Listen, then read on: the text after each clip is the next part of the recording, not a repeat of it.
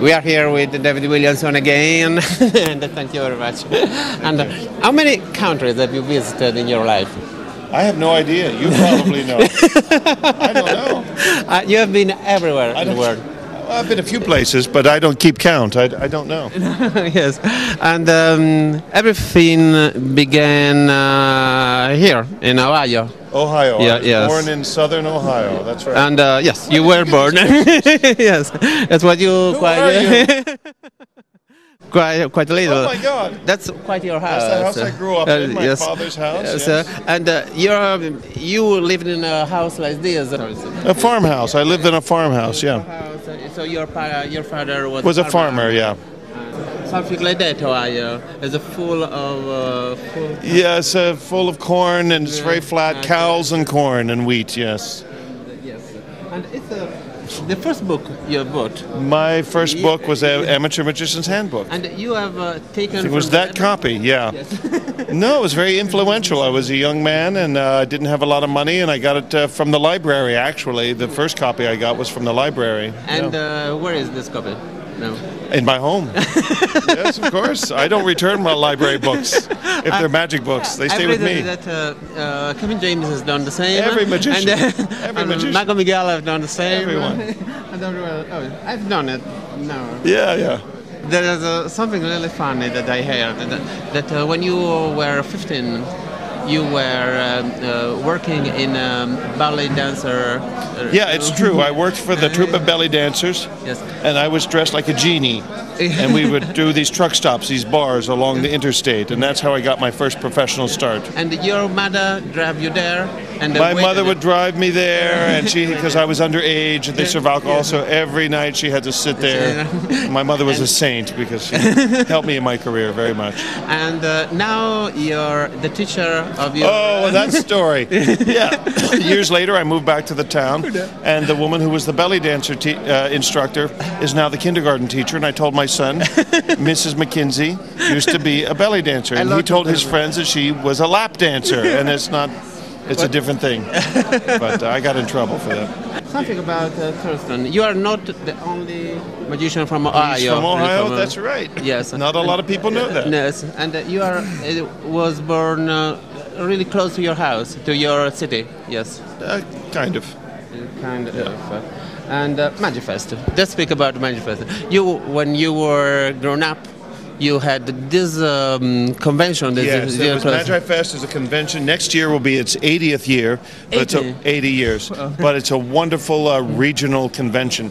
And the people who go to Magifest don't normally go to other conventions. So it's a lot of great magicians have come to the Magifest every year. And so since I was a small boy, I saw wonderful magicians from Carol Fox and Slidini and Goshman and great stage magicians and a lot of my favorites. You have Slidini, Goshman. There they are. You have them.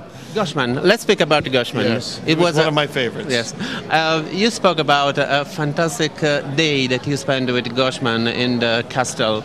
Well, that was when he was near the end of his life, and he was. I showed him a trick, and I didn't know that he knew I had a family that lived in L.A., and out of the blue he said, "I hear your family is in town.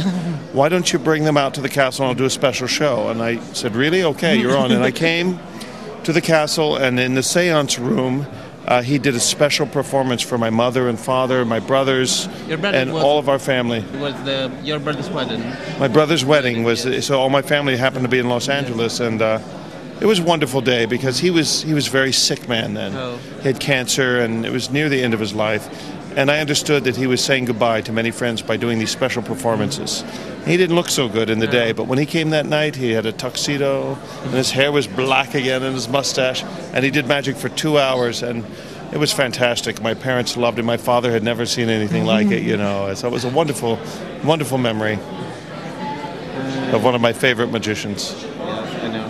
And let's speak about this guy. John Carney. He's one of my best friends in magic, and it was the first one that you saw. First one I saw lecture. I was in a little magic club. I was 15 years old in Ohio. I'd never traveled anywhere.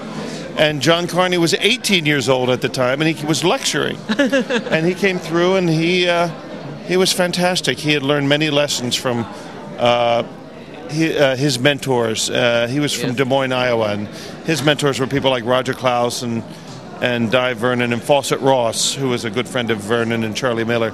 So John Carney had a lot of wonderful magic knowledge and skill, and I just loved watching his magic, and he inspired me to study sleight of hand, and we've been great friends ever since. Let's speak about Georgia. What's happened in Georgia? Oh, the tomfoolery, yes. Yeah. Have you been there? Yes, I went there when I was a young man, and it changed my life, because Tom Mullica did comedy and magic behind that bar. It was so theatrical, and he was such a clown in a wonderful way, and did strong magic. I never laughed so hard in my life, and it just changed the way I saw magic, the possibilities of entertaining people with magic. It really did change my life. IBM, 1981, I think. 81, yeah. I was in Pittsburgh, and I entered the competition, and I happened to win that year. Of course, my friends were the judges, so I didn't deserve to win, but it was cheating involved, and I won. And I'm not giving the cups back. I'll keep them. Okay. I don't think so, but however, yes. There is something. I moved to Washington, D.C. with my wife. She studied there for graduate school, and I did magic. But it's the White House. I worked at the White House a couple times for the president. I didn't work for the president. He was there, but they had to chase me away. He didn't know I was there. No, it was special parties they would have sometimes out on the lawn, and I would entertain the children. But the president I didn't make a specialty of it. Yeah. I remember I think in Lisbon, you say something that when you perform, you can perform from a president, for very important people, but in that moment, you are the most important. It's true like this. Did I say that? Yeah. I was so full of it. But yes, no, sorry, it was that one? Yes. Alifaut. Oh yes, you are really. I worked at the Hayloft Dinner Theater. It was a wonderful place to learn to perform magic for people, because it was a theater where people would have dinner first and then see a show, supper club. So it was wonderful for me, because I would work all the tables and sometimes on the stage. So I did that for several years, and it helped me develop as a magician. I read a story that you was really bored. I was ready to quit magic. I was bored, and then at this place something snapped in my head. I said, if I don't start enjoying myself, I'm going to have to quit, because I'm very bored with myself and with my magic, and my audiences are bored because I'm not happy. So something happened. I'm not sure what, but I changed my attitude. And I read that once you take the shoes of a woman and put the shoes in the bag. Yeah, I started clowning around a little more just to make myself laugh, and then I think my true personality started to come out. That was about the time I saw Mullica too, because I was very serious about magic. I thought it had to be serious, because everybody I knew was very serious about it. But then I saw Mullica, and I started having fun and playing more. So this place, the dinner theater, was my playground. Became my playground, and I developed my character more. Now it's closed, I think. I think it's closed now. Yes. I probably closed it. Now you live another time in Ohio. I moved back to Ohio 10 years ago and raised my family there. And I know that you do something for charity, and your wife is something with riding.